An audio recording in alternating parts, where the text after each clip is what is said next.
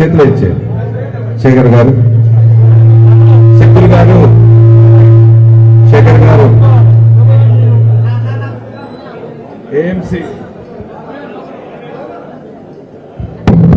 AMC మాజీ chairman సిద్ధులు గారు, సిద్ధలింగం గారు, రైతు బంధు సమితి అధ్యక్షులు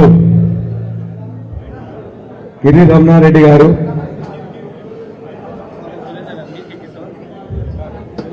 దయచేసి అందరూ కూడా వెనక కూర్చోవాలి ప్లీజ్. ప్రెస్ మిత్రులు తప్ప ఎవరు నిలబడకూడదు, ప్రెస్ మిత్రులు తప్ప ఎవరు నిలబడకూడదు.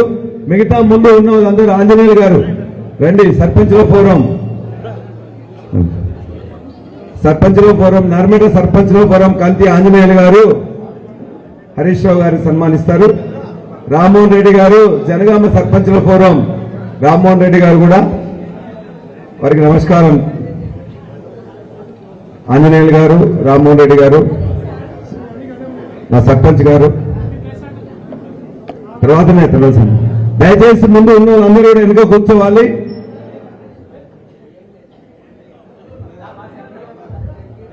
ఈ పత్రికా సమావేశానికి హరీష్ రావు గారు వస్తున్న సందర్భంగా మిగతా నాయకులందరూ కూడా ఇక్కడికి ఇన్వైట్ చేసుకోవడం జరిగింది. స్టేషన్ గన్పూర్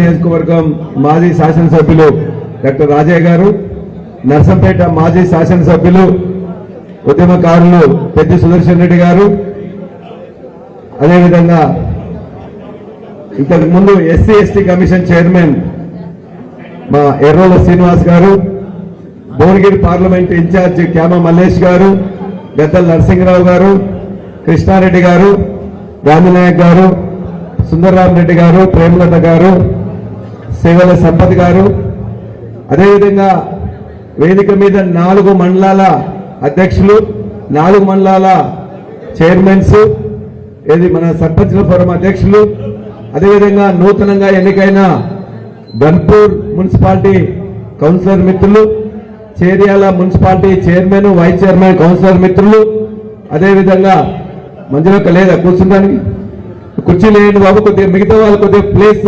సర్పంచ్గా సంబంధించింది లేకపోతే కౌన్సిలర్ మిత్రులు ఎవరున్నారో వారికి అవకాశం అక్కడే ఇస్తారు. మీరు కూర్చోండి సిద్ధులు గారు, వారికి ఏంటి మంజుల గారికి అక్కడ కూర్చోడానికి ఇవ్వండి. అదేవిధంగా నాయకులు కార్యకర్తలందరికీ నమస్కారం. డిప్యూటీ ఫ్లోర్ లీడర్ అసెంబ్లీలో ఉన్న తన్నీర్ హరీష్ రావు గారు తెలంగాణ ఉద్యమం నాటి నుండి ఈనాటి వరకు సమస్య ఏదన్నా వస్తే ఆ సమస్యను వెంటబడి సాధించే వరకు అయితే పోరాటం లేకపోతే ఏ విధంగా దాన్ని సాల్వ్ చేయడంలో తెలంగాణ రాష్ట్ర ప్రయోజనాలు కాపాడంలో ముందుపిట్లో ఉన్నారు. అదేవిధంగా గత 2 సంవత్సరాల్లో కూడా ఈ రాష్ట్రంలో వచ్చిన ఏ సమస్య అయినా కూడా హరీష్ అనే కన్ను దాటిపోదు. ప్రతిదీ అసలు రోజు ఆయన పడుకునే 4-5 గంటలు తప్ప మిగతా సమయం మొత్తం కూడా ఏ సమస్యకు ఏ సొల్యూషన్ ఇవ్వాలనే దాంట్లోనే మొత్తం కూడా కట్టుబడి ఉంటారు.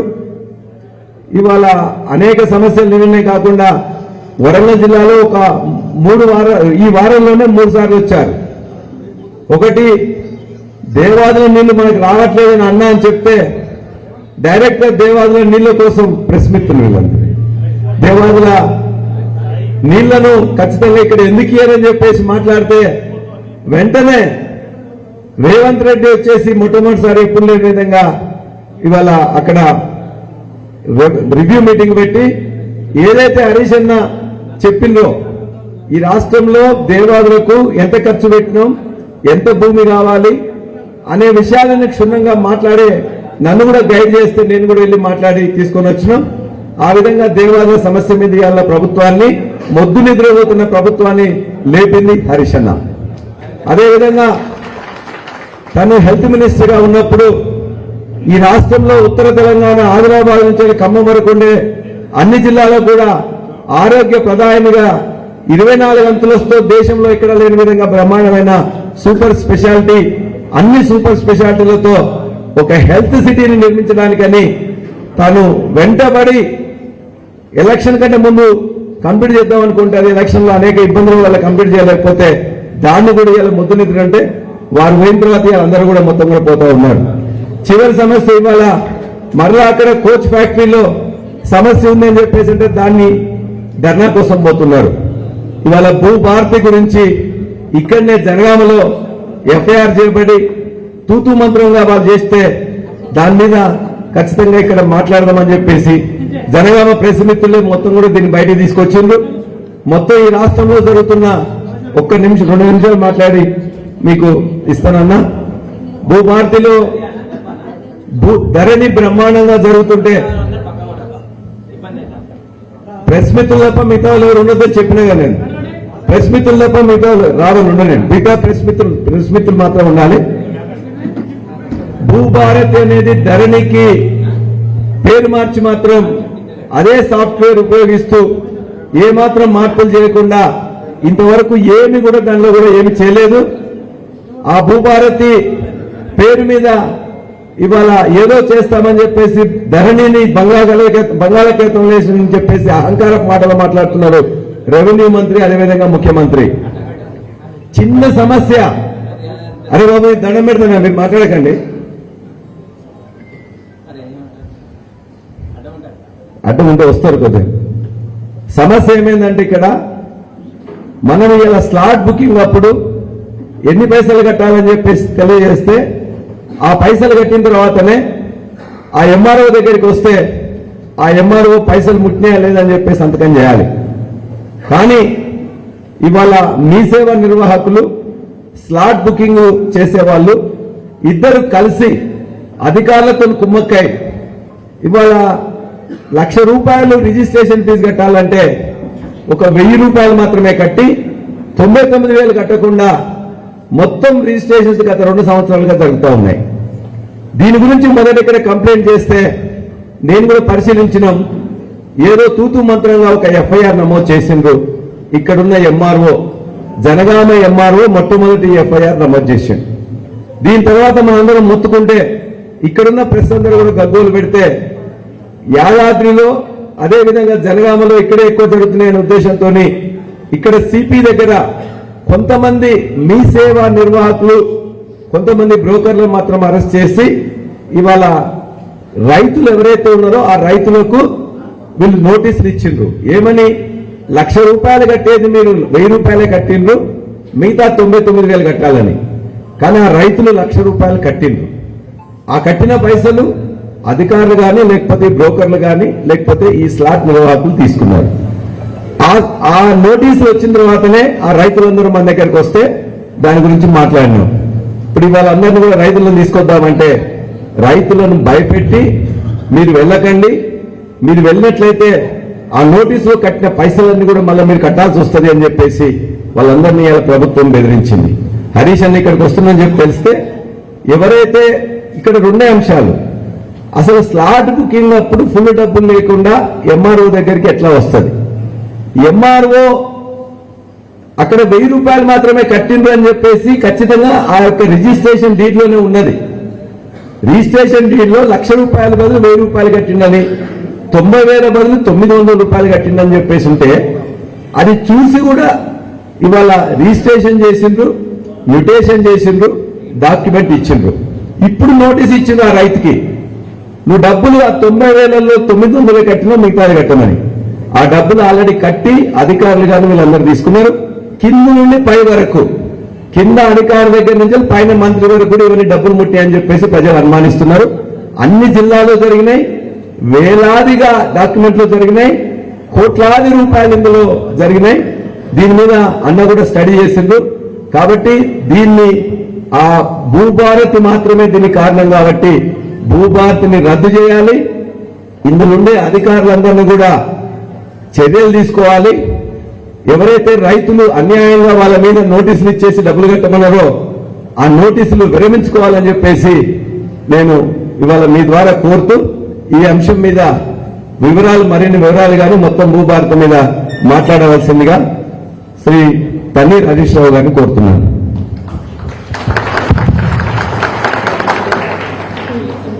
థ్యాంక్ యూ ఎమ్మెల్యే గారు. గౌరవనీయులు మిత్రులు పల్లా రాజేశ్వర రెడ్డి గారు, మన జనగామ శాసనసభ్యులు, కొద్ది రోజుల్లోనే ఒక మంచి ఎమ్మెల్యేగా కార్యకర్తలకు ప్రజలకు అందుబాటులో ఉండే శాసనసభ్యుడిగా చాలా మంచి పేరు తెచ్చుకున్నటువంటి మిత్రులు పల్లా గారు, గౌరవనీయులు తాటికొండ రాజన్న గారు, తమ్ముడు ఎర్రోల శ్రీనివాస్ గారు, క్యామ మల్లేశ్వర గారు, నరసింహరావు గారు, కృష్ణారెడ్డి గారు, చాలా మంది కనబడుతున్నారు. మా మాజీ శాసనసభ్యులు మిత్రులు పెద్ది సుదర్శన్ రెడ్డి గారు, సుందర్ రామరెడ్డి గారు, ప్రేమలతక్క గారు, ఇంకా చాలా మంది ఉన్నారు. వేదిక మీద ఉన్న పెద్దలు, మా మీడియా సోదరులు, మా బీఆర్ఎస్ కొత్తగా గెలిచిన మా కౌన్సిలర్లు, అదేవిధంగా బీఆర్ఎస్ కుటుంబ సభ్యులు అందరికీ పేరు పేరున నమస్కారం.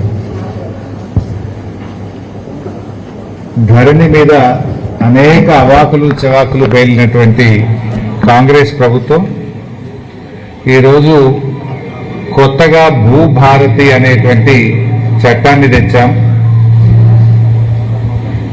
బాబు కొద్దిగా సౌండ్ తక్కువ పెట్టినాను. భూభారతి అనే చట్టాన్ని తెచ్చాం. ఇదేదో ప్రజలకు బాగా మేలు చేస్తుందని చెప్పి ఊదరగొట్టినారు. అది భూభారతి కాదు, అది భూహారతి అయిపోయింది. ఇవాళ భూభారతి వచ్చిన తర్వాత 22A కింద 1 కోటి ఎకరాల భూములు పెట్టినారు. అంటే నిషేధిత భూముల జాబితాలో లక్షల ఎకరాలు పెట్టి డబ్బుల వసూళ్లకు పాల్పడతా ఉన్నారు. స్వయంగా ఆయన ఒక ఆయన ఉంటాడు, ఏది పేలని బాంబుల శాఖ మంత్రి, తుసు బాంబులు ఉంటాయి, పేలని బాంబుల శాఖ మంత్రి పొంగులేటి, ఆయన నుంచి మొదలుకుంటే మండల స్థాయి వరకు కూడా నిషేధిత భూముల జాబితాలో పెట్టి ఇవాళ ప్రజల ఉసురు పోసుకుంటా ఉన్నారు. ఆనాడు మీరేం చెప్పిండ్రు? నిషేధిత భూములన్నీ తీసేస్తామని చెప్పి ఇవాళ 1 కోటి ఎకరాలు దాటింది నిషేధిత భూముల జాబితా. అది బయట పెట్టండి. హైకోర్టు కూడా చెప్తుంది నిషేధిత భూముల జాబితాను ఆన్లైన్లో పబ్లిక్ డొమైన్లో పెట్టండి అని. నిజాలు ప్రజలకు తెలుస్తాయి కదా, ఏది పెట్టిండ్రు ఏది పెట్టలేదో తెలుస్తుంది కదా. ఎందుకు నిషేధిత భూముల జాబితా ఆన్లైన్లో పెట్టలేరు? ఎందుకు కొత్తగా మీరు భూములు పెట్టుకుంటూ పోతున్నారు? ఇందులో పెద్ద స్కామ్ జరిగింది. త్వరలోనే అన్ని భూముల వివరాలు బయట పెడతాం. కాంగ్రెస్ వచ్చినాక నిషేధిత భూముల జాబితాలో పెట్టడం, వసూళ్లు కాగానే తీసేయడం. రాష్ట్రంలో ఇదో పెద్ద స్కామ్ జరుగుతుంది. విలువైనటువంటి భూములను గుర్తించి నిషేధిత భూముల జాబితాలో పెట్టడం, సెటిల్మెంట్ కాగానే తీసేయడం. పెట్టుడెందుకు, తీసుడెందుకు? దమ్ముంటే కాంగ్రెస్ ప్రభుత్వం వచ్చిన తర్వాత ఎన్ని భూములను నిషేధిత భూముల జాబితాలో పెట్టారు, ఎన్ని తొలగించారో ఒక వైట్ పేపర్ రిలీజ్ చేయాలని చెప్పి ఆ పేలని బాంబుల శాఖ మంత్రి పొంగులేటిని నేను డిమాండ్ చేస్తా ఉన్నా. బయట పెట్టండి. ఇలా మా జనగామ మీడియా మిత్రులను కూడా నేను మనస్ఫూర్తిగా అభినందిస్తా ఉన్నా. ఈ భూభారతి లొసుగులను బయటకు తీసిందే మీరు, ప్రభుత్వం తీయలే. దొంగల్ని గవర్నమెంట్ దొరకబట్టలే, మా జర్నలిస్టులు దొరకబట్టిండ్రు. మా జర్నలిస్టులు అద్భుతంగా ఆ విషయాల్ని బయటకు తీసిండ్రు మీరు. అయితే మీరు తీస్తే తూతూ మంత్రంగా ఆపరేటర్లను అరెస్ట్ చేసి ఈ కేసును ప్రభుత్వం దూరం చేస్తూ ఉంది, అంటే మాయ చేస్తూ ఉంది. అసలు విషయాలు బయటకు రానియడం లేదు. ఈ కేసును నీరు గారుస్తుంది ప్రభుత్వం. అసలు ఈ కేసు వివరాలు ఎందుకు బయట పెట్టలేరు? ఇది 35 మండలాల్లో ఈ స్కామ్ జరిగింది. జనగామ జిల్లా, యాదాద్రి భువనగిరి జిల్లా, మేడ్చల్ జిల్లా 35 మండలాల్లో ఈ స్కామ్ జరిగితే దీని మీద విచారణకు ఒక సిట్ వేయొచ్చు కదా. ప్రతిపక్షాల మీద మా మీద సిట్ల వేస్తున్నారు. కేసీఆర్ గారినో బీఆర్ఎస్ పార్టీ నాయకులను ఇబ్బంది పెట్టడానికి మా మీద మాత్రం సిట్ల వేస్తున్నారు. ప్రతిపక్షాల మీద కమిషన్లు వేస్తున్నారు. విద్యుత్ కమిషన్, కాళేశ్వరం కమిషన్, మా గౌరవ శాసనసభ్యులు కౌశిక్ మీద సిఐడి వేసిండ్రు. బీఆర్ఎస్ నాయకులను వేధించడానికి సిట్టులు, సిఐడిలు, కమిషన్లు, అక్రమ కేసులు, అరెస్టులు బీఆర్ఎస్ మీద చేస్తారు. ఇవాళ రాష్ట్ర ప్రభుత్వ ఖజానాకే చిల్లు కొడతా ఉంటే, ఖజానాను కొల్లగొడతా ఉంటే, 35 మండలాల్లో స్కామ్ జరిగితే దీన్ని ఇప్పటి వరకు బయటకు ఎందుకు తీయడం లేదు? దీని మీద సిఐడి విచారణలో ఒక సిట్టో వేసి దొంగల్ని దొరకబట్టాలనా వద్దా? ఏం చేస్తున్నారు? సింపుల్ గా 35 మండలాల్లో కేసు జరిగితే 48 మంది మీద ఎఫ్ఐఆర్ చేసిండ్రు, ఓ 15-16 మందిని అరెస్ట్ చేసిండ్రు, ఇక కేసు మీరు దాచేసిండ్రు. అసలు విషయాలు బయటకు వస్తలేవు. వీళ్ళకి సింపుల్ క్వశ్చన్, భూభారతి పోర్టల్ యొక్క ఎడిట్ ఆప్షన్ ఒక ఆపరేటర్కి ఎట్లా దొరికింది? భూభారతి పోర్టల్ దాన్ని ఎడిట్ చేయాలంటే కేవలం ఆర్డీఓకు, తహసీల్దార్కు మాత్రమే అవకాశం ఉంటుంది. ఇవాళ ఈ కేసులో డబ్బులు కట్టేటువంటి డబ్బులను 10% చూపించి ఆ ఎడిట్ ఆప్షన్ ఒక ఆపరేటర్ ఎట్లా చేసిండు? ఆపరేటర్ చేతికి ఆ కోడ్ ఎట్లా పోయింది? ఆపరేటర్ ఏ రకంగా ఎడిట్ ఆప్షన్ చేసిండ్రు అంటే దీని వెనుక కాంగ్రెస్ నాయకులు ఉన్నారు, దీని వెనుక అధికారులు ఉంటేనే ఇది సాధ్యమవుతుంది. ఎందుకంటే ఒక ఆపరేటర్కి అంత ధైర్యం ఉండదు, ఒక ఆపరేటర్కు ఎడిట్ ఆప్షన్ చేసే అవకాశం ఉండదు. ఒక ఆపరేటర్ ఇదంతా చేసిందంటే డెఫినెట్ గా దీని వెనుక అధికార పార్టీ నాయకులు ఉన్నారు, పెద్ద పెద్ద అధికారులు కూడా ఉన్నారు. అయితే ఈ విషయాలు బయటకు రాకుండా ఉండడానికి, అధికార పార్టీ నాయకుల పేర్లు బయటకు రాకుండా ఉండడానికి, ఏ అధికారులు దీంతో కుమ్మక్కయ్యారో అది బయటకు రాకుండా ఉండడానికి నామమాత్రంగా ఆపరేటర్లను అరెస్ట్ చేసి మమ అనిపించేసింది. మేము ప్రభుత్వాన్ని డిమాండ్ చేస్తున్నాం, అసలు ఇది ఎన్ని జిల్లాల్లో జరిగింది, ఎంత నష్టం రాష్ట్ర ప్రభుత్వ ఖజానాకు జరిగింది, దీని వెనుక ఎవరెవరు ఉన్నారు, అన్ని విషయాలు తేలాలంటే వెంటనే ఒక సిట్ వేయాలని మేము డిమాండ్ చేస్తా ఉన్నాం. రెవెన్యూ మంత్రి గారు అన్ని విషయాలు బయట పెట్టండి. మేడ్చల్ జిల్లాలో ఎంత జరిగింది, యాదాద్రిలో ఎంత జరిగింది, భువనగిరిలో ఎంత జరిగింది, ఈ 3 బయట పెట్టింది విలేకరులే. మరి ఇంకా మిగతా జిల్లాల్లో ఎక్కడెక్కడ జరిగింది, రాష్ట్రం మొత్తం ఎన్ని జిల్లాల్లో ఎంత అవినీతి జరిగింది, ఎంత కుంభకోణం జరిగింది, దీని వెనుక ఎవరున్నారో అన్ని బయట పెట్టాలని మేము ఇలా ఆ పేలని బాంబుల మంత్రిని నేను డిమాండ్ చేస్తా ఉన్నా. బయట పెట్టాలని ఇవ్వాలి. ఎందుకు నోరు మూసుకున్నావు? ఆయనకంతా అహంకారం, ఆయన ఒళ్ళంతా శరీరం అంతా అహంకారంతో నిండి ఉంటుంది. మాట్లాడితే అహంకారంతోనే మాట్లాడుతుంటాడు. ఇవాళ ఇంత పెద్ద స్కామ్ ని శాఖలో జరుగుతుంటే నువ్వు ఎందుకు పెదవిప్తలేవు? ఒక్కసారైనా ముఖ్యమంత్రి గారు రివ్యూ చేసిండా? రాష్ట్ర ప్రభుత్వ ఖజానాకే చిల్లుబడతా ఉంటే, ప్రజల డబ్బును కొంతమంది కొల్లగొడతా ఉంటే దీని మీద ముఖ్యమంత్రి ఈ రోజు వరకు ఎందుకు రివ్యూ చేయలేదని నేను అడుగుతా ఉన్నా. చీటికి మాటికి రివ్యూ చేసి బీఆర్ఎస్ నాయకుల మీద కేసులు పెట్టే రేవంత్ రెడ్డి ఇవాళ రాష్ట్ర ప్రభుత్వ ఖజానాకు కోట్లాది రూపాయల డబ్బు మీ యొక్క లోపభూయిష్టమైనటువంటి భూభారతి వల్ల నష్టం జరిగితే రివ్యూ చేసే బాధ్యత ముఖ్యమంత్రికి లేదా? ఎందుకు రెవెన్యూ మంత్రిని చూస్తే భయపడుతున్నావా? పొంగిలేట్ అంటే నీకు భయమా? కారణమేంటి? పొంగిలేట్ బయట పెట్టడా, ముఖ్యమంత్రి రివ్యూ చేయడా? ఇది ప్రజల సొమ్ము కదా. రైతు బంధు ఇయ్యే శాత కాదు నీకు. రైతు బంధు ఇయ్యకుండా రైతుల ఉసురు పోసుకుంటా ఉన్నావు నువ్వు. ఇలా ముఖ్యమంత్రి గారు ఏమన్నా అడిగితే డబ్బులు లేవంటాడు. నీకు మాత్రం 100 కోట్ల రూపాయలతో నువ్వు క్యాంప్ ఆఫీస్ కట్టుకోవచ్చు, 100 కోట్లు పెట్టి ఫుట్బాల్ ఆడొచ్చు. నీకు ఫుట్బాల్ ఆడడానికి పైసలుంటాయి, కోట్ల రూపాయలతో క్యాంప్ ఆఫీసులు కట్టుకోవడానికి పైసలుంటాయి, అందాల పోటీలు నిర్వహించడానికి పైసలుంటాయి, లేదు ఫ్యూచర్ సిటీలో 1,00,000 కోట్లు ఖర్చు పెట్టడానికి పైసలుంటాయి, మూసీలో పేదల ఇండ్లు కూలగొట్టి గాంధీ విగ్రహం పేరిట 1,000 కోట్ల రూపాయలు ఖర్చు పెట్టడానికి పైసలుంటాయి. రైతులు అనగానే పైసలు లేవని చెప్పి ఇవాళ మాట్లాడుతూ ఉన్నాడు. రేవంత్ రెడ్డికి బూతుల మీద ప్రేమ ఉన్నది కానీ రైతుల మీద ప్రేమ లేదు. బూతులు మాట్లాడడానికి నీకు నోరు వస్తుంది, రైతుల గురించి మాట్లాడడానికి నోరు రాదు. ఇలా సాదా బైనామా. ఆ రోజు కేసీఆర్ గారు ముఖ్యమంత్రి ఉన్నప్పుడు 6,18,000 మంది రైతులకు ₹1 ఖర్చు లేకుండా సాదా బైనామా చేసి ఇచ్చిండు కేసీఆర్ గారు. 2వ దశ అప్లికేషన్లు తీసుకున్నది బీఆర్ఎస్. ఇంకా ఎవరైనా మిగిలిపోతే వాళ్ళకు కూడా చేస్తామంటే 8,92,000 మంది రైతులు దరఖాస్తు పెట్టారు. ఈ రోజుకు కాంగ్రెస్ ప్రభుత్వం ఒక్కరికి కూడా సాదా బైనామా చేయలే. కేసీఆర్ గారు సాదా బైనామా ఎట్లా అమలు చేసిండ్రు? మోక మీద పోయిండు, భూమి కొన్నది నిజమేనా, పక్కనుండే రైతుల్ని అడిగిండ్రు, ఈయన సాగు చేసుకుంటుండా అని అడిగిండ్రు, అది నిజం ఉంటే ఆర్డర్ పాస్ చేసిండ్రు, వాళ్ళకు పాస్బుక్లు ఇచ్చేసినాం, టైటిల్ డీడ్ ఇచ్చేసినాం.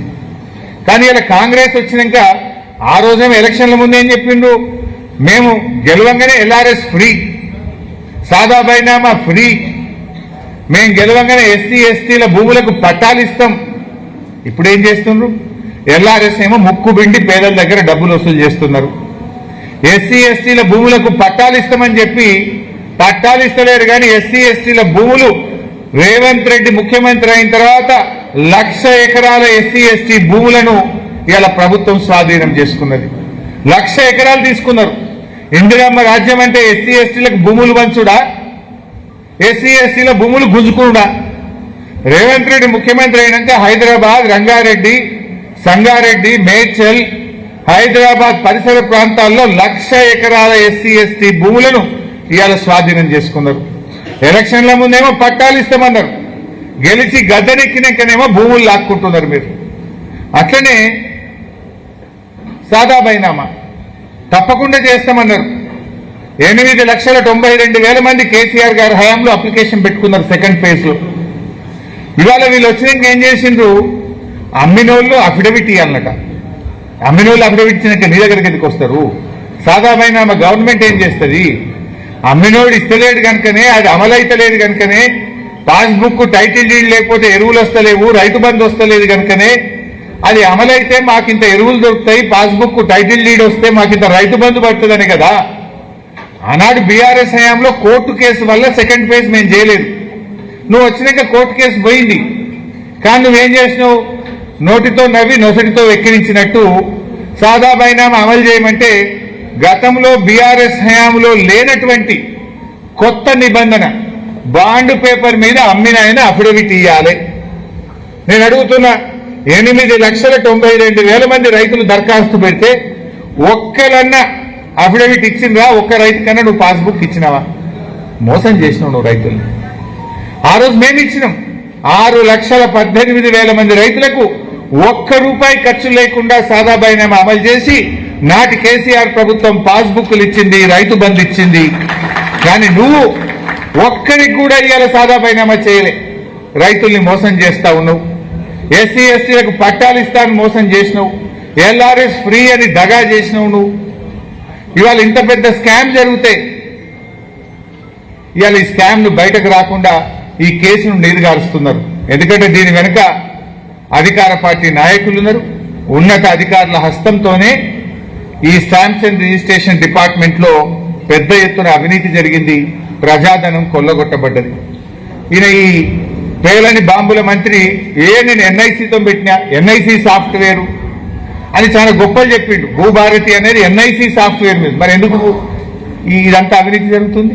నీ ఎన్ఐసి సాఫ్ట్వేర్ పనిచేస్తలేదా? ఎక్కడ లోపం ఉంది? ఆనాడు ధరణి ఉన్నప్పుడు ఇటువంటి లోపాలు జరగలే. వారం రోజుల్లోగా ఇంటికి పట్టా పాస్ పుస్తకాలు వచ్చినాయి. ఇవాళ కాంగ్రెస్ వచ్చినాక 6 నెలల పాస్బుక్లే వస్తారు రిజిస్ట్రేషన్ చేసుకున్న వాళ్ళకు. 6-7 నెలల నుంచి ఎవరికి పాస్బుక్ రావడం లేదు. ప్రజలు ఇబ్బంది పెడతా ఉన్నారు పాస్బుక్లు రాక. మరి నాడు కేసీఆర్ గారు ధరణి ఉన్నప్పుడు వారం రోజుల్లో పోస్టులు ఇంటికి వచ్చింది. మీరేం చేస్తున్నారు? పాస్బుక్లు ఇస్తామని మనిషికి 300 వసూలు చేస్తున్నారు. రిజిస్ట్రేషన్ అప్పుడే పైసలు తీసుకుంటున్నారు, కానీ పాస్బుక్లు మాత్రం ఇస్తలేరు. ఉల్టా ఇవాళ ప్రభుత్వ ఖజానాకు రావాల్సిన డబ్బులు బ్రోకర్ల చేతికి, కాంగ్రెస్ నాయకుల జేబుల్లోకి పోతుంటే దీన్ని విచారణ చేయరు. అసలైనటువంటి దొంగల్ని పట్టుకోకుండా ఇవాళ కేసును నీరుగారుస్తున్నటువంటి పరిస్థితి ఉన్నది. మరి ఎన్ఐసి సాఫ్ట్వేరు అని గొప్పలు చెప్పిన పొంగులేటి ఇవాళ ఏం చెప్తావు? ఎందుకు నీ భూభారతి ఫెయిల్ అయింది? ఎందుకు ఈ అవినీతి జరుగుతుంది? ఇవాళ పొంగులేటి గారు సమాధానం చెప్పాల్సినటువంటి అవసరం ఉంది. ఎవరో ఆపరేటర్ బసవరాజుని అరెస్ట్ చేసి కేసు అయిపోయిందంటారు. బసవరాజు వెనుక ఉన్న అధికార పార్టీ నాయకులు ఎవరు? బసవరాజు వెనుక ఉన్న ఉన్నత అధికారులు ఎవరు బయటకు దియరా? ఇది మళ్లీ భవిష్యత్తులో జరగకుండా కఠిన చర్యలు తీసుకోరా? బీఆర్ఎస్ నాయకులను మాత్రం అక్రమ కేసులు పెట్టి పడి అరెస్ట్ చేస్తారు. ఈ కేసులో 48 మంది మీద మీరు కేసు పెడితే ఎందుకు 15 మందిని అరెస్ట్ చేసి చేతులు దులుపుకుంటున్నారు? మిగతా వాళ్ళని ఎందుకు వదిలిపెట్టినారు? ఎందుకు లోతైనటువంటి విచారణ జరపడం లేదో ఇవాళ ప్రజలకు సమాధానం చెప్పాలని చెప్పి కూడా నేను డిమాండ్ చేస్తా ఉన్నా. మరి సిట్టో, సిఐడిలో, కమిషన్లో అవి కేవలం ప్రతిపక్షాలకే పరిమితమా?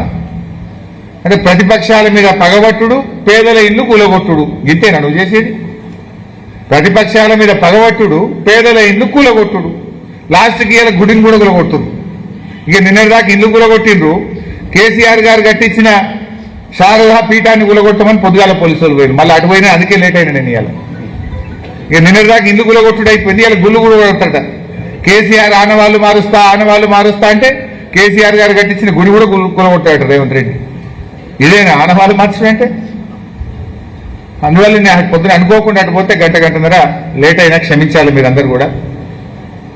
అయితే ఇలా 2.5 ఏళ్ల కాంగ్రెస్ పాలనలో ముఖ్యమంత్రి, మంత్రుల ఆస్తులు పెరిగినాయి, పేదల బతుకులైతే మారలే. రైతు బంధు రాదు, కళ్యాణ లక్ష్మి చెక్కులు రావు, బోనస్ రాదు, కేసీఆర్ కిట్ రాదు, పంటల బీమా రాదు. మంత్రులకు మాత్రం ఆస్తులు పెరుగుతున్నాయి, ముఖ్యమంత్రి ఆస్తులు పెరుగుతున్నాయి. ముఖ్యమంత్రి అన్నదమ్ముల ఆస్తులైతే ఇవాళ అడ్డగోలుగా పెరుగుకుంటా పోతున్నాయి. గ్యారంటీలన్నీ గాల్లో కలిసిపోయినాయి.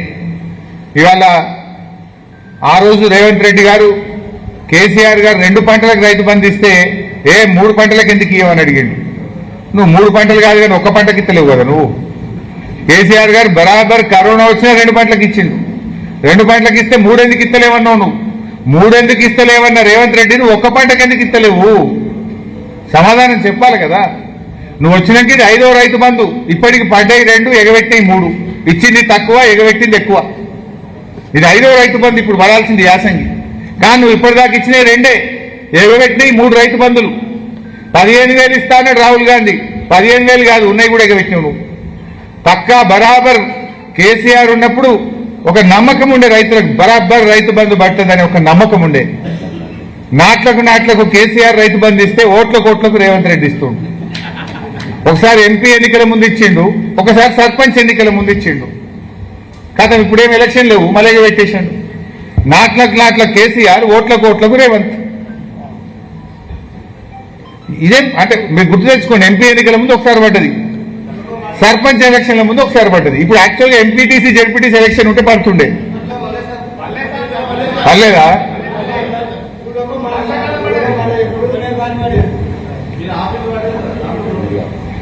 ఇవాళ మేము ఒకటే ప్రభుత్వాన్ని కోరేది, పన్నులు పెంచుకుంటూ పోతుండు. ఫస్ట్ మేము గవర్నమెంట్ కోరేది ఇప్పుడు ఈ భూభారతి మీద రివ్యూ జరగాలి. అనేక అవకతవకలు ఉన్నాయి. భూభారతిలో జరిగిన అవకతవకల మీద విచారణకు వెంటనే సిట్ వేయాలని ముఖ్యమంత్రి రేవంత్ రెడ్డిని మేము డిమాండ్ చేస్తున్నాం. దీని వెనుక ఉన్న అధికార పార్టీ నాయకులు ఎవరో, అధికారులు ఎవరో అందరూ బయటకు రావాలి. దోషులందరినీ అరెస్ట్ చేసి ప్రభుత్వ ఖజానాకు రావాల్సిన ప్రతి పైసాను కూడా తెప్పించాలని చెప్పి మేము ప్రభుత్వాన్ని డిమాండ్ చేస్తున్నాం. అదేవిధంగా సాదా బైనామా అమలు విషయంలో ఏదైతే అమ్మిన వాళ్ళు బాండ్ పేపర్ మీద అఫిడవిట్ పెట్టాలనే నిబంధన పెట్టినరో ఆ నిబంధనను తొలగించాలని, ఈ 8,92,000 మంది రైతులకు వెంటనే సాదా బైనామా అమలు చేయాలని బీఆర్ఎస్ పార్టీ పక్షాన మేము డిమాండ్ చేస్తా ఉన్నాం. మరి అదేవిధంగా రైతులకు తక్షణమే రైతు బంధు నిధులను విడుదల చేయాలని చెప్పి కూడా బీఆర్ఎస్ పార్టీ పక్షాన డిమాండ్ చేస్తా ఉన్నాం. ఇవాళ ఈ ప్రభుత్వం వచ్చిన తర్వాత నాగార్జున సాగర్, శ్రీశైలం 2 ప్రాజెక్టులలో అతి తక్కువ నీటి వినియోగం చేస్తా ఉంది రాష్ట్రం. అంటే మన నీళ్లను మనకు దక్కించడంలో కూడా రేవంత్ రెడ్డి, నీళ్ల మంత్రి ఉత్తమ్ కుమార్ రెడ్డి ఫెయిల్ అయిపోయినరు. సాగర్, శ్రీశైలంలో అడ్డగోలుగా ఆంధ్రప్రదేశ్ నీళ్లు మలుపుకుపోతున్నది. రేవంత్ రెడ్డి గుడ్లప్పగిచ్చి చూస్తున్నాడు. కేసీఆర్ని కళ్ళగుడ్లు ఉడవిక్తా అని మాట్లాడు కాదు, చేతనైతే సాగర్, శ్రీశైలంలో తెలంగాణకు దక్కాల్సిన వాటాను కాపాడు. ఇవాళ యాసంగి పంటకు నల్గొండ, ఖమ్మం జిల్లాలకు నీళ్లు తక్కువ పడే పరిస్థితి ఉన్నది. ఇప్పటికైనా ఆంధ్రప్రదేశ్ నీటి మళ్లింపు ఆపకపోతే రేపు హైదరాబాద్ మంచి నీళ్లకు ఇబ్బంది పడే ప్రమాదం ఉన్నది. నువ్వు గుడ్లప్పగిచ్చి చూసుడో, గుడ్లుడవీకుడో కాదు రేవంత్ రెడ్డి, అవసరమైతే అపెక్స్ కౌన్సిల్ మీటింగ్ డిమాండ్ చేయి ఢిల్లీకి పోయి కేంద్ర నీటిపారుదల శాఖ మంత్రి దగ్గర కూర్చొని తెలంగాణ నీటి వాటా కాపాడాలని చెప్పి మేము ఈరోజు డిమాండ్ చేస్తా ఉన్నాం. ఇవాళ రేవంత్ రెడ్డి వచ్చిన తర్వాత ధరలు పెంచుడు ఎక్కువైపోయింది. ఇవాళ పేదవాడు ఇల్లు కడదామంటే ఇసుక ధర రెట్టింపు అయిపోయింది. అసలు ఇసుక దొరకలేదు. 2 వీలర్లు మోటార్ సైకిల్ రైతు మోటార్ సైకిల్ కొనుక్కుంటే ఇప్పుడు 10,000 ఫీజు పెంచిండు. మోటార్ సైకిళ్ల మీద 10,000 ట్యాక్స్ పెంచిండు రేవంత్ రెడ్డి. ఆటోల మీద, మోటార్ సైకిళ్ల మీద, గూడ్స్ బండ్ల మీద పన్నులు పెంచి ఇవాళ పేదలు, రైతులు, విద్యార్థులు, యువకులను ఇబ్బంది పెడుతున్నటువంటి పరిస్థితి. ఆర్టీసీ బస్ ఛార్జీలు డబుల్ చేసిండు. మగవాళ్ళకు ఆడోళ్ళకు ఫ్రీ అన్నాడు, మగవాళ్ళకు డబుల్ టికెట్ కొడుతుండు. ఆర్టీసీ బస్ ఛార్జీలు పెంచినవు, ఇసుక ధర పెంచినవు, మోటార్ సైకిళ్ల మీద ట్యాక్స్ పెంచినవు, మద్యం ధరలు పెంచినవు. ధరలు పెంచుడే తప్ప పేదలకు ఇచ్చు లేదు. ధరలు పెంచుడు, కమిషన్లు దంచుడు, పేదోళ్ళకి ఎగ్గొట్టుడు. అన్ని పథకాలు ఆగం పెట్టిండు ఒకటొకటి. ఇందిరమ్మ ఆత్మీయ భరోసా అన్నావు, బడ్జెట్లో పెట్టిండు. బట్టి గారు కాంగ్రెస్ వాళ్ళంతా బలలు కొట్టిర్రు. ఒక్కరికైనా పడ్డదా ఇందిరమ్మ ఆత్మీయ భరోసా? వ్యవసాయ కూలీలకు సంవత్సరానికి 12,000 ఇస్తామన్నారు. ఎందుకు బంద్ అయింది ఇందిరమ్మ ఆత్మీయ భరోసా? ఎందుకు అటకెక్కింది? రాజీవ్ యువ వికాసం ఎందుకు అటకెక్కింది? 2.5 ఏళ్లైనా ఒక్క యువకుడి కన్నా ఉద్యోగాలు ఇచ్చింది లేదు. రాజీవ్ యువ వికాసం కింద సాయం చేసింది లేదు. మాటల్లోనే రాజీవ్ యువ వికాసం, మాటల్లోనే ఇందిరమ్మ ఆత్మీయ భరోసా, మాటల్లోనే రైతు బంధు, చేతలకు వచ్చే వరకు మొండి చేయి అయిపోయింది. హస్తం గుర్తు కాస్త మొండి చేయి అయిపోయింది. సో వెంటనే ఇవి అమలు చేయాలని చెప్పి కూడా డిమాండ్ చేస్తూ, తెలంగాణ నీటి హక్కులను కాపాడాలని కూడా డిమాండ్ చేస్తూ, ముఖ్యంగా ఈ రెవెన్యూలో జరిగినటువంటి కుంభకోణంలో సిట్టు వేసి మొత్తం పూర్వాపరాలు బయటకు తీయాలని, దీని మీద ప్రభుత్వం ఒక శ్వేతపత్రాన్ని విడుదల చేయాలని చెప్పి కూడా డిమాండ్ చేస్తున్నాం. దీన్ని ఇంతటితో వదలం. రేపటి అసెంబ్లీ సమావేశాల్లో కూడా ఈ అంశం మీద గట్టిగా లేవనెత్తుతాం. తప్పు మీది రైతులకు నోటీసులు ఇస్తున్నారు. రైతులకు ఎట్లా నోటీసులు ఇస్తారు? ఈ నోటీసులన్నీ వాపసు తీసుకోవాలని. ఎందుకంటే రైతు డబ్బు కట్టిండు కనుకనే రిజిస్ట్రేషన్ చేసిండ్రు. మీ తప్పు మీదైతే శాపం రైతులకెందుకు? పాపం మీది, శాపం రైతులక? ఈ నోటీసులు, రైతులకు ఇచ్చిన నోటీసులను ఉపసంహరించుకోవాలని, తక్షణమే రైతులకు పూర్తి హక్కులు కల్పించాలని, ఎవడైతే డబ్బులు తిన్నాడో వాళ్ళ దగ్గర కక్కించి అది ప్రభుత్వ ఖజానాకు జమ చేయాలని చెప్పి డిమాండ్ చేస్తున్నాం.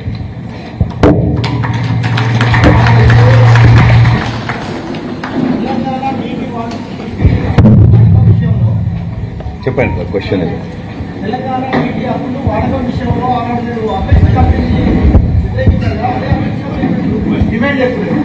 అపెక్స్ కమిటీలో రేజ్ చేసి అడిగినాం, మేము హక్కులు కాపాడినాం. అపెక్స్ కౌన్సిల్ మీటింగ్ 2 సార్లు పెట్టించి తెలంగాణ నీటి హక్కులను కాపాడింది బీఆర్ఎస్, హక్కులను కాలరాస్తున్నది కాంగ్రెస్. కృష్ణా నదీ జలాలలో బీఆర్ఎస్ ఉన్న 10 ఏళ్లలో మన వాటా కంటే ఎక్కువ మేము వాడినాం. కాంగ్రెస్ ప్రభుత్వం గత 12 ఏళ్ల నీటి వినియోగం చూస్తే ever lowest utilisation in Krishna river. దీని మీద అసెంబ్లీలో చర్చ పెట్టండి, ఆధారాలతో సహా నేను చూపించడానికి సిద్ధం. బీఆర్ఎస్ హయాం కంటే కాంగ్రెస్ హయాంలో కృష్ణా నదీ జలాల వినియోగంలో తెలంగాణకు అన్యాయం జరిగింది. తెలంగాణ నీటి వాటాను దక్కించుకోవడంలో, వాడుకోవడంలో ఈనాటి కాంగ్రెస్ ప్రభుత్వం ఫెయిల్ అయింది.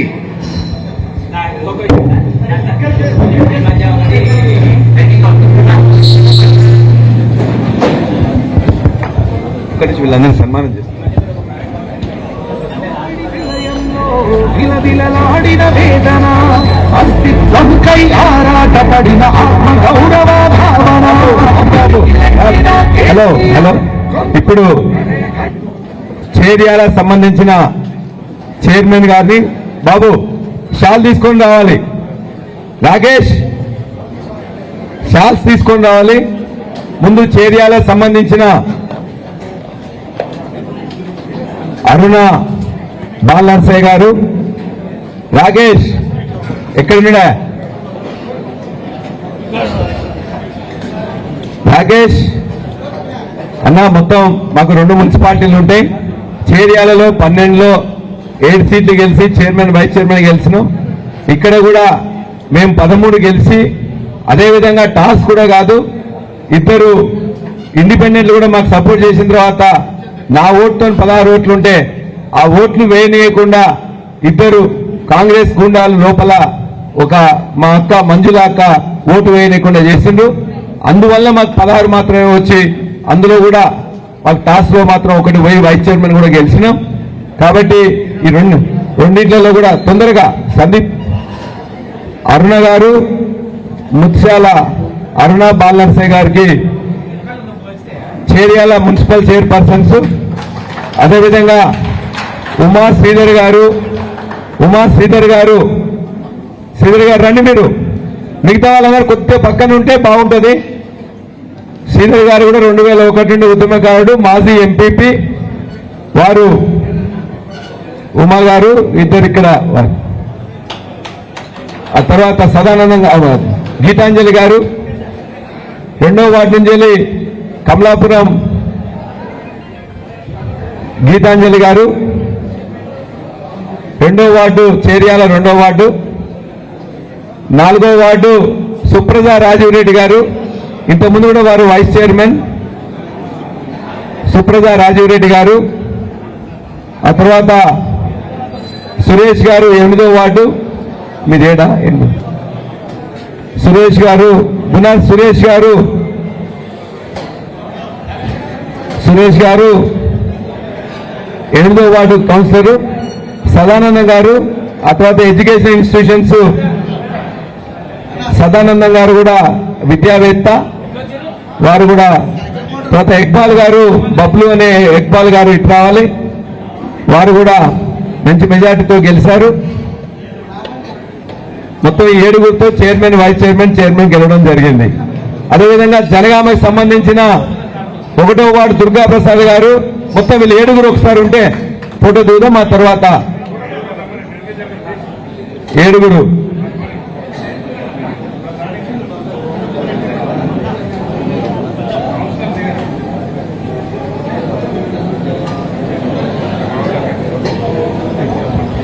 నెక్స్ట్ జనగామ సంబంధించిన 1వ వార్డు దుర్గా ప్రసాద్ గారు రావాలి. దుర్గా ప్రసాద్ గారు 1వ వార్డు. తర్వాత 8వ వార్డు మంజుల గారు, 7వ వార్డు కమర్ సాజిద్ గారు, ఇద్దరు రావాలి. 7వ వార్డు కమర్ సాజిద్ గారు ఎర్రగడ్డలో కూడా బ్రహ్మాండంగా పనిచేసిండన్న సాజిద్ గారు. 7వ వార్డు. 8వ వార్డు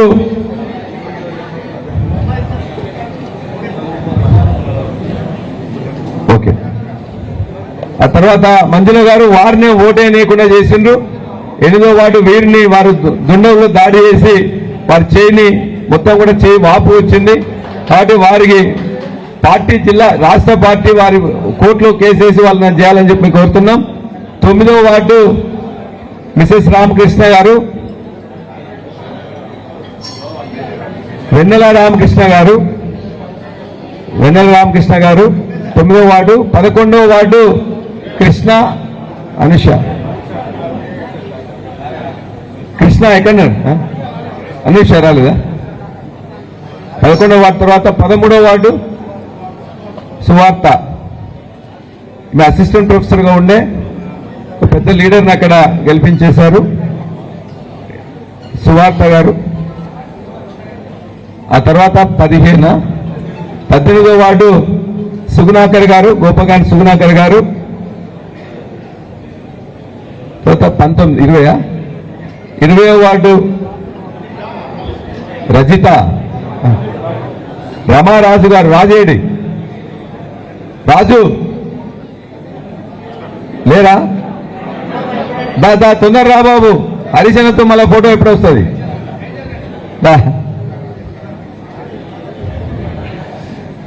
రమారాజు గారు మంచి మెజార్టీతో వారు గెలిచారు. మొదటి నుండి కూడా పార్టీలో. 21వ వార్డు పార్టీ ఉద్యమకారుడు రజిత రాజు. 21వ వార్డు నుండి మంచి మెజార్టీతో గెలిచారు. అత్యంత పేదలు, ఉద్యమకారులు, ఆయన ప్రజలు వారిని ఆశీర్వదించి బ్రహ్మాండంగా చేశారు. 23 మిత్రుడు ఇండిపెండెంట్ గా గెలిచి వైస్ చైర్మన్ గా ఇవాళ వేసుకున్నాం భూష పర్వతాల గారిని. వాళ్ళు మొత్తం వస్తే కూడా నేను పోను అని చెప్పేసి బీఆర్ఎస్ పార్టీగా ఉంటానని చెప్పేసి వచ్చిండ్రు. వారిని వైస్ చైర్మన్ గా ఇలా అదృష్టం దొరికింది. 24వ వార్డు 24వ వార్డు అనితా మల్లేశం గారు, గంగరబోయిన అనితా మల్లేశం గారు 24వ వార్డు. 26వ వార్డు మధు, సేవెల్లి మధు గారు, సేవెల్లి సంపత్ వాళ్ళ బ్రదర్, వారి సిస్టర్ కూడా ఇంతకుముందు ఉండేవారు. 26వ వార్డు. 28వ వార్డు హఫీజ్ ఫాతిమా సమద్ గారు రావాలి. వీరి మీద నా మీద కిడ్నాప్ కేసు పెట్టిండ్రు. వారు వారి భర్త పిల్లలు అందరూ ఇక్కడ ఉంటే కూడా చాలా విరోచితంగా పోరాడి చాలా చక్కగా చెప్పిండ్రు వీరు సమద్ గారు. అదేవిధంగా 29వ వార్డు ముస్త్యాల దయాకర్ గారు రాలేదు, ఎక్కడికి రాలేదు. ఇంకెవరున్నారు? మీ అందరూ కూడా ఒకసారి ఉన్నట్లయితే గన్పూర్ పిలుస్తాం. ఇది అయిన తర్వాత గన్పూర్ని పిలుస్తాం. మీరందరూ కూడా మా మిట్టపల్లి సురేందర్ గారు పైకి రావాలి. వారు మా గెలుపుకి తోడ్పడ్డారు. నేను ఇంకా జరగాలనా? కొద్దిగా అటు జరిగితే ఇంకొద్దిగా జరుగుదాం. మా క్యామా మల్లేశం అన్న మాకు ఇన్ఛార్జిగా ఉన్నారు. క్యామా మల్లేశం అన్న గారికి ధన్యవాదాలు. మా మిట్టపల్లి సురేంద్ర అన్న ఎక్కడున్నారో వారికి, మా అధ్యక్షులు వారందరూ కూడా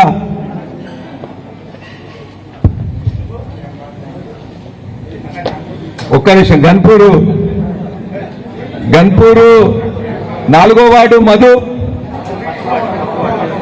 ఫస్ట్ వార్డు మధు,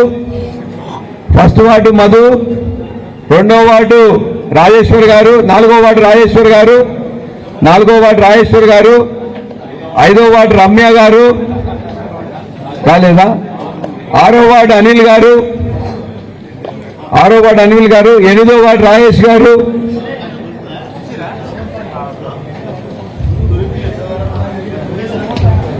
'మా అభ్యర్థులు కూడా మిగతా వాళ్ళందరినీ కలిసేది ఉంటే అన్న మీకు టైం లేదని చెప్పేసి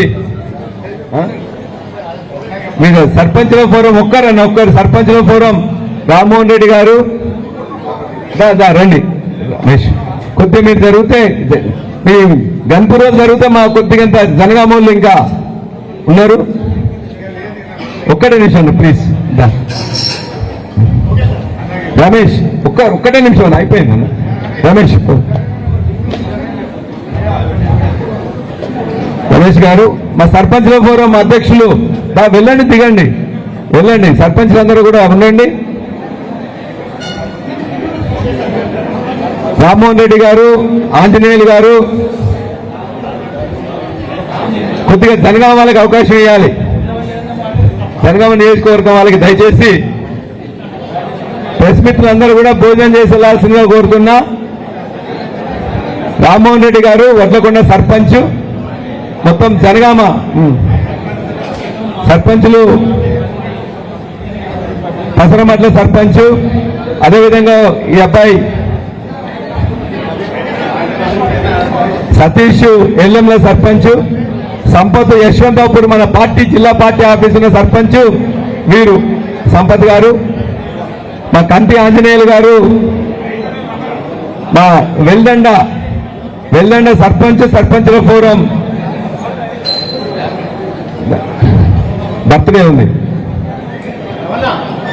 మా సర్పంచుల ఫోరం నర్మేట సర్పంచుల ఫోరం అధ్యక్షులు, మా యువ నాయకులు వంశీది బర్త్డే ఉందన్న. ఒక్క నిమిషం వంశీకి బర్త్డే విషయం చెప్పండి అన్న ప్లీజ్.